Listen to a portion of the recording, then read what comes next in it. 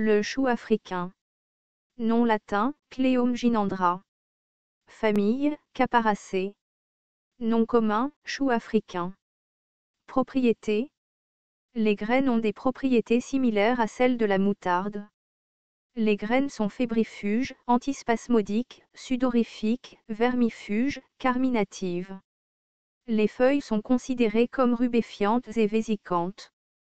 Des études ont suggéré des propriétés antioxydantes, immunomodulatrices, analgésiques, anticarcinogènes, antifongiques, antibactériennes, relaxantes musculaires, anti-inflammatoires, analgésiques, répulsives. Parties utilisées. Feuilles, graines, racines. Distribution. En Afrique, en Asie du Sud-Est, à La Réunion. Botanique. Le chou africain est une plante herbacée annuelle haute de 25 à 60 cm.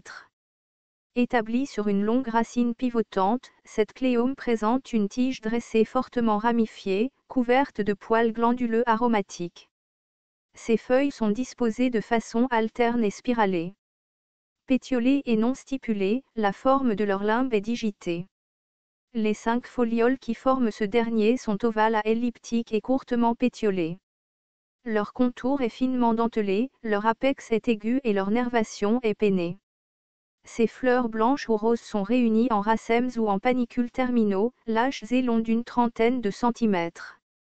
Constituants. Les graines contiennent des glucosinolates, la cléomine et la glucocaparine, ainsi qu'une huile volatile âcre comparable à l'huile de moutarde. L'huile essentielle est également présente dans les feuilles. Utilisation culinaire. Les feuilles amères sont utilisées comme légumes après cuisson, trempage ou fermentation afin de réduire l'amertume. La saveur suggère celle des radis. Elles sont également ajoutées aux soupes et ragoûts, marinées ou utilisées comme aromatisants dans les sauces. On dit que les feuilles donnent un goût piquant au repas. En Afrique, les feuilles tendres ou les jeunes pousses, souvent les fleurs, sont bouillies et consommées comme potiron, assaisonnement, arôme de sauce, ragoût ou accompagnement. Les feuilles fraîches sont amères et sont donc cuites avec d'autres légumes, les ingrédients des aliments en purée et les feuilles séchées sont également moulues et incorporées aux aliments de sevrage.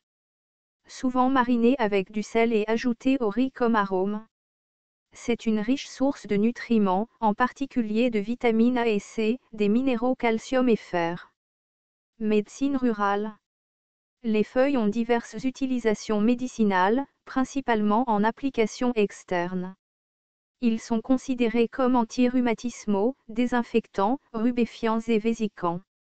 Une infusion est prise en interne et en lavement dans le traitement de la bronchite.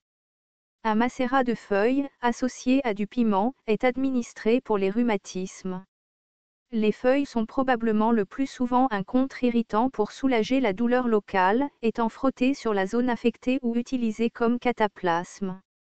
Certains soins doivent être exercés car, s'ils sont laissés sur la peau trop longtemps, les feuilles peuvent provoquer des cloques. Les affections traitées comprennent les rhumatismes, les lumbagos, etc. La sève des feuilles est utilisée en quantité infime comme douche oculaire et pour traiter les yeux enflammés. Les feuilles sont frottées sur les mains puis inhalées comme des sels odorants est utilisé comme remède contre les maux de tête. Une infusion de feuilles est utilisée pour le bain des nourrissons, alors qu'en général elle est reconnue comme revigorante et défatigante, en particulier dans le traitement de la débilitation des vieillards. Une purée de feuilles est chauffée et déposée sur des bubons d'aisselle gonflés et sur les reins. Une décoction de racine est utilisée pour traiter les fièvres. Le jus de la racine est utilisé pour soulager les piqûres de scorpions. Les graines sont vermifuges et rubéfiantes. L'huile de la graine est utilisée pour expulser les vers ronds. Une capsule de graine peut être insérée dans l'oreille externe comme méthode efficace pour ramollir et éliminer la cire. La plante entière est utilisée dans le traitement des piqûres de scorpions et des morsures de serpents. La graine, et la plante dans son ensemble, contient une huile volatile riche en sénévol avec des propriétés ressemblant aux dérivés soufrés trouvés dans les huiles d'ail et de moutarde. Autres.